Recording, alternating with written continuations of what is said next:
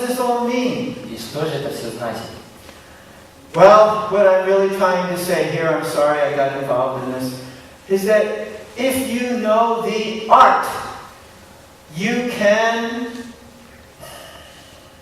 connect and embrace information coming from any source according to your desire. Ну, простите, что я слишком увлекся, но сейчас я скажу, что пытаюсь вас донести этим, что если вы знаете, как это делать, то вы сможете соединяться, настраиваться, вступать в контакт и получать, принимать, интегрировать в себя любую информацию из любого источника. And my point is a subtle one. И то, что я пытаюсь до вас донести, это очень тонкое. Which is why I was talking about interdimensionality. Именно поэтому я говорил о межпространственности. Because right here in this space, what we call space, many dimensions are mixing, many dimensions are sharing this space. Потому что прямо здесь, вот в этом зале, то, что мы называем пространством этого зала, в нем есть и другие называемые пространства, другие измерения. And we can enter into any one of them under certain circumstances. И мы можем присоединиться, войти как бы в любое из них при определенных обстоятельствах. And to do that, we have to be inspired to do that. Но чтобы сделать это, мы должны быть вдохновлены сделать это. Something has to inspire us. Что-то должно нас побудить и вдохновить. Once I said, what's the use of me always saying these things? I mean, after all, it's kind of obvious. Однажды я сказал себе, какой смысл, что я все это говорю, повторяю, это так или иначе звучит вроде как очевидно. The answer given to me was, yeah, sure, but we forget it. И мне ответили, мне сказали, да, конечно, но мы ведь забываем об этом. Because we tend to fall back into familiar patterns. Потому что мы склонны как бы впадать и застревать в хорошо знакомых привычных паттернах и стереотипах. We embrace patterns. Мы привыкли обнимать, как бы, принимать, интегрировать в себя всевозможные паттерны. Because patterns are easy. Потому что с ними жить как бы легко.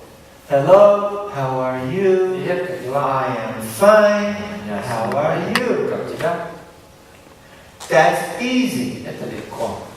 Now, if you were to actually meet somebody in the aware mode, Но если бы вы встретили кого-то действительно в таком осознанном состоянии, there would be a meeting это была бы такая встреча. and an instantaneous sharing of the information of the energy. И мгновенный обмен информацией и энергией. And more than that is not required unless there was something to accomplish. И больше, чем это, даже бы и не потребовалось, разве что вам не нужно было еще достичь что-то особенное для этого. Why don't we do that? Но почему мы так не делаем? Pattern number one, we don't have time, we don't want to be bothered. Первая наша привычка, паттерн, стереотип. У нас обычно всегда не хватает времени, мы стараемся, чтобы нас лишний раз не побеспокоили. Pattern number two, Вторая привычка. I don't know who you are, why should I do that? Ну, я не знаю, это же незнакомый человек, почему мне вообще это делать? Pattern number three, what? You'll know me? No way! Третий паттерн, привычка. Что? Я должен кому-то позволить узнать меня? Да нет, ну что, это невозможно. And so on. И так далее. Therefore we do these simple things. И поэтому вместо этого мы делаем всевозможные простые такие приемы. Because they are easy. Ну что с ними легко. But are they really easy? Но действительно ли так уж с ними легко и такие уж они простые? Or are they actually harder? Они такие легкие. Или наоборот, наша жизнь при этом становится гораздо тяжелее. Everybody really wants some deep friendship and love. Каждый на самом деле в глубине себя хочет глубокой дружбы, любви. But actually coming to that kind of a give and take with another is such a struggle that takes so long to establish. Но развивать эти отношения, когда вы что-то даете, чем-то делитесь, что-то берете от другого, это так непросто, это требует столько времени, столько усилий. Look at the difficulty couples have getting together. Посмотрите на те сложности, которые у людей в браке, в партнерских отношениях, когда они... How to find somebody you can get together with, and then, you know, presenting yourself in such a way, and then they present, and then finally they realize you're not like that, and then okay, anyway, you get together. Начинают жить вместе. Сначала они делают всевозможные шоу, пытаются найти себе подходящего партнера, потом всячески его пытаются чем-то впечатлить. Наконец-то они соединяются вместе, потом обнаруживают, ты не такой, но я тоже не такой. Ну, как-то все равно начинают учиться жить вместе и так далее. This is an enormous waste of time, it's an enormous waste of energy, it's an enormous waste of resources. Это невероятная, чрезмерная трата времени, энергии, ресурсов.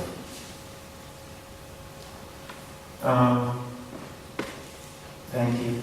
Спасибо. Спасибо.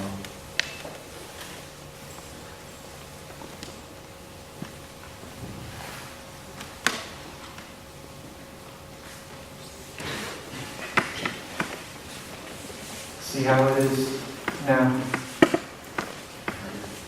Why is it that when we why is it when we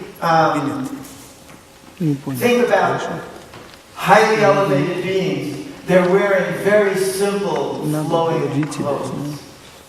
Почему каким-то образом, когда мы пытаемся представить себе очень возвышенных духовных существ, как правило, они одеты в какие-то очень простые, такие свободные одежды?